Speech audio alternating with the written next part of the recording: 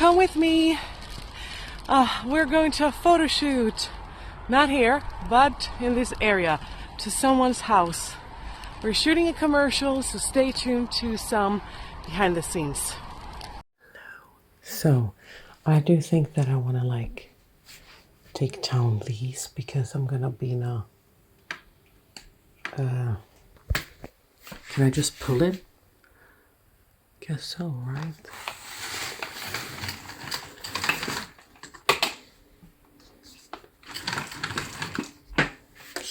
Very dark, but I need to change.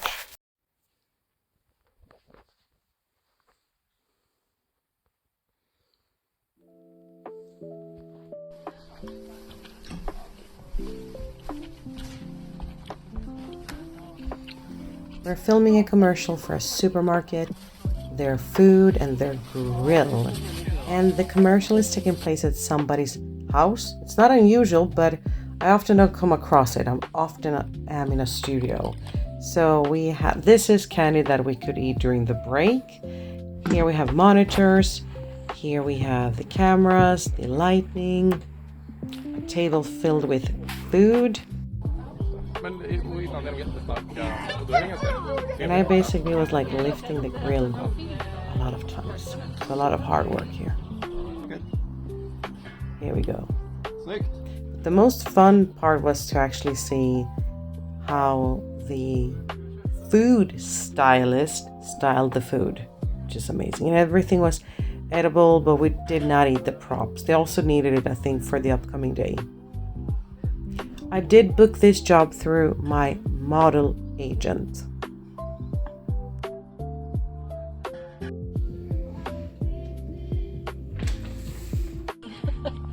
Det har det, och så blir det kyckling. Ja, jag sa det, jag kan inte ta det.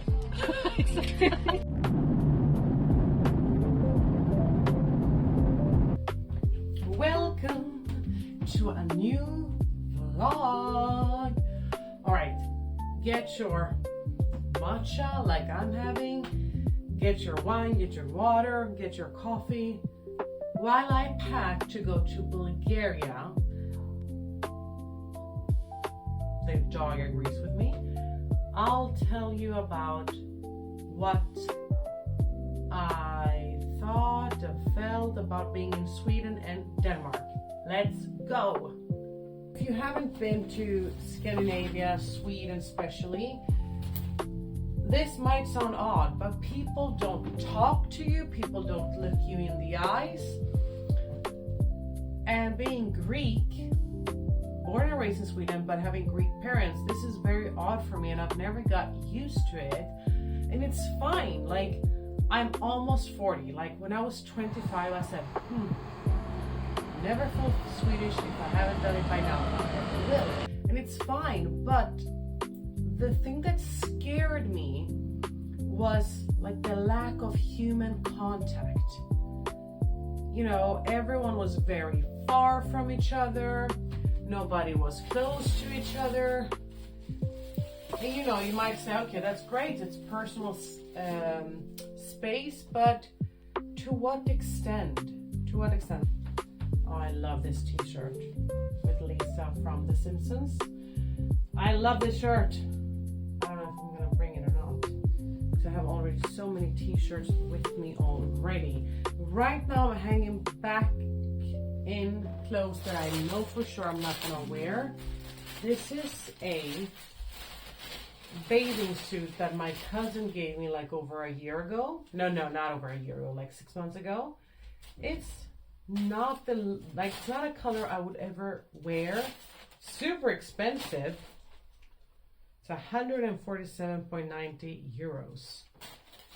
But I don't know what I'm doing. Like the tag is on. I don't know what I'm doing with this. I don't know if I'm selling it or not. I don't know. So I think I'm going to put it to the side and just have like a question mark to it. But talking about Sweden. So, you know, I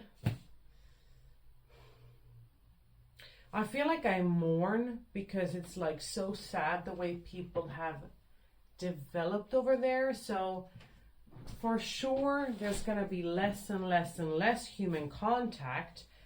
And all right, let me just like give you an image of what happened, just a few things. So I was there for 2 weeks. So I arrived to Sweden. No one talks to me, right? So I get a hi at the reception, but then the hotel where I'm staying, because I stayed in Stockholm for one night, and then the receptionist had to leave. Then during breakfast at the hotel, deadly quiet. At some point, there's like a teenage boy from another country that comes to the breakfast area and he's like, "Good morning" to everybody. And everyone is like staring at him. And there were a lot of Swedish people because they were like, whispering and talking Swedish to each other. At some point, there were no more available seats. So I told a woman that, you know what, you can have your breakfast with me at the same table because, where are you going to eat it otherwise? And she thanked me. She's like, no, I'll wait. And she was just standing. Like, the thought of like not even sitting with somebody is like beyond them.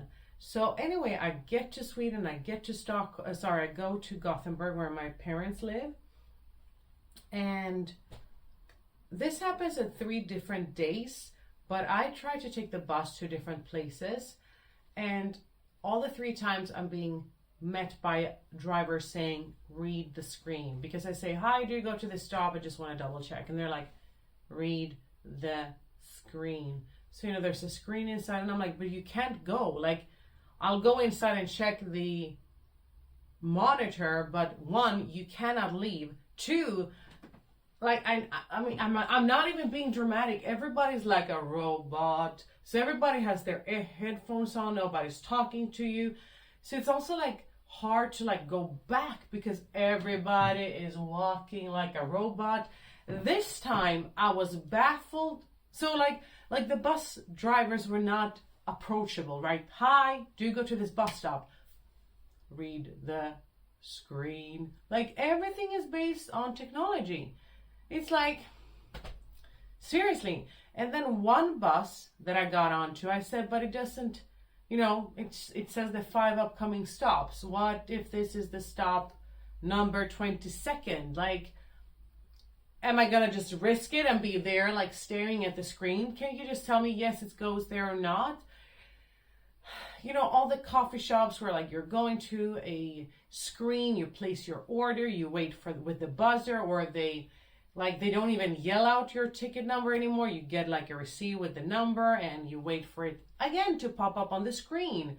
And I know, talking to people that, I've had comments where people say like, that is the future, or that's like not even near to Japan. But I don't know, I find it very scary and creepy and so sad. So incredibly sad. I have to say the following.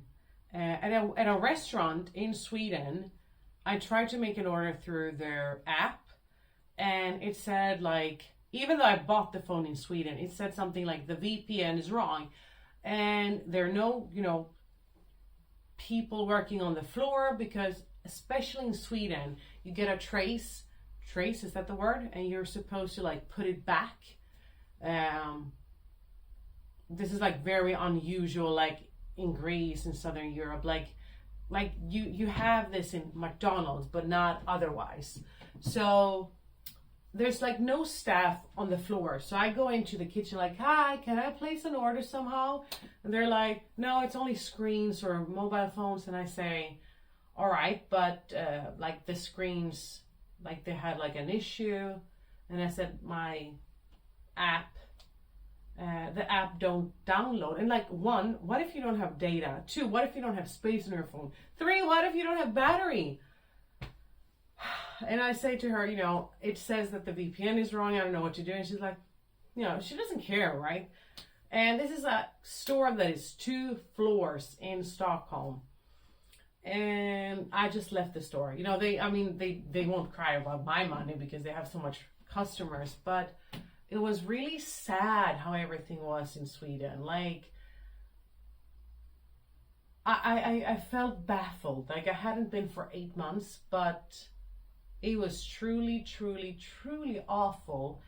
And then I got offered to go back to do a job as an actress, and I turned it down because I felt like the money has to be at least 10,000 Swedish krona a day now. I might not feel the same way in 6 months. So if you're a casting director, ignore me. But at that time, going to Sweden and everything being so robotic, and you know, everybody staring down or staring at a screen, I felt at some point that I was in jail. The moment I felt I was in jail was when I went to Copenhagen. So in Copenhagen, I booked a hotel that said reception open 24/7. Not the case. It was a off-site staff. These are words that I never thought I would use. I didn't know these words. So it was a digitalized hotel. Nobody there. I had to do everything by myself. I had to, tap in my name. And what if you're a serial killer? What if you're someone dangerous? You just go there, tap in with your phone, tap in on the screen they have, a random name. You take the card,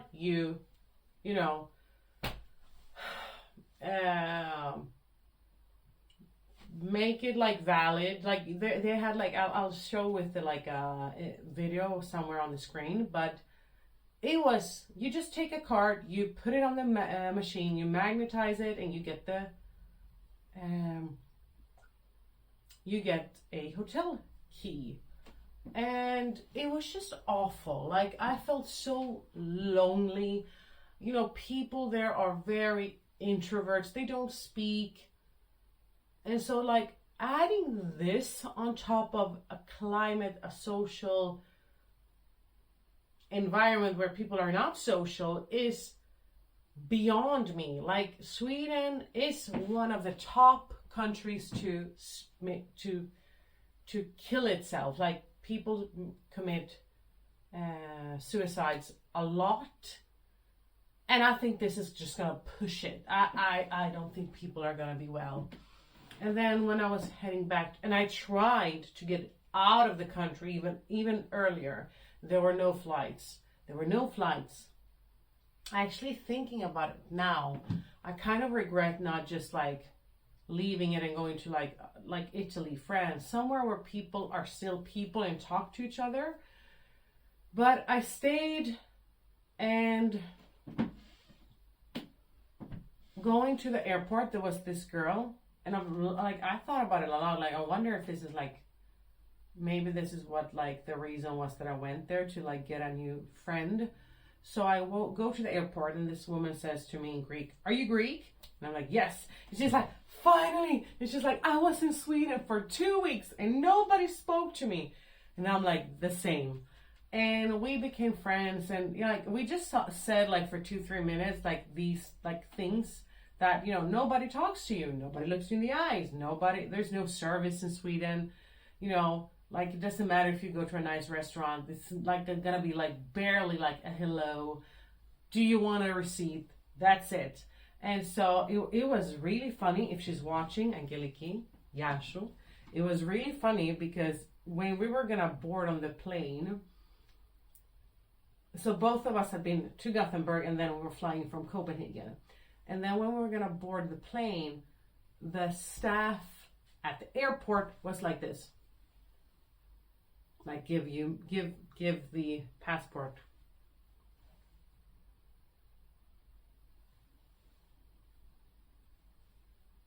Not a word. And I remember she was like, "Hello!" And he said nothing. And she was like, "Oh, I'm so fucking tired of this country." And I mean, it's the same. Sweden, Denmark, I know they're gonna hate me and they are enemies, but the mentality is the same. It's like saying Italians and Greeks. Yes, it's different countries, it's different languages, but we are the same. Compliment to the Italians and the Greeks for being like each other. But no, this was a crazy experience. And then at the flight, I sat next to another Greek girl, younger than me. And she was telling me how much she liked. And again, this is very different, right? She told me a lot of things about herself, which you would not do if you were Swedish. But then, let me just hang this back. But then the funny thing was that she was telling me, and I told her, like, I don't know much about Denmark. And I said, for instance, how is it in Denmark if you need like a doctor? What do you do? Because a doctor in Sweden, it's not for free. Like when you go to the like national health,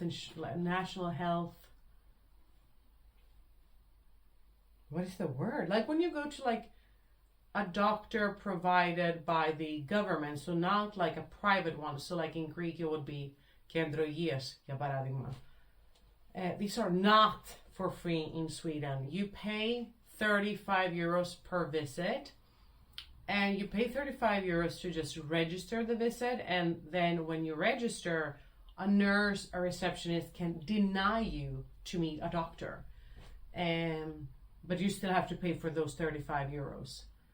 And in Greece, it's for free to do the registration, and it's for free to meet a doctor, and it's for free to do the x-rays and leave blood, and I don't even know what. Of course, there are private doctors as well. I'm just talking about the free stuff. Well, it is free in Greece. It's not free in Sweden.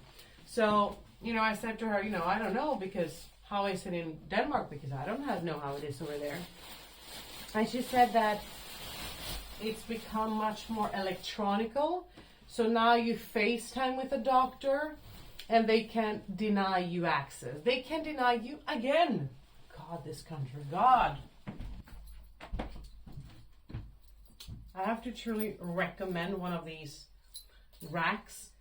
I hang up all my belts and scarves, and it just makes it so much easier to find them. And for the belts to like basically stay without any buckles. I wanted to share that I went to Denmark to do a photo shoot and it got canceled. This is the first time it ever happened to me. If you want more information about how I got the job, why it got canceled, we can talk about that in the next vlog, but then you gotta leave me a comment. Here in the video, I'm pressing in my details for the hotel that I was staying in, because I did go all the way to Denmark to do the photo shoot. Now, in the next vlog, I want to show you Bulgaria that I visited during 10 days, and I want to show you another photo shoot that I did as well. All right, so with this, I'll say bye.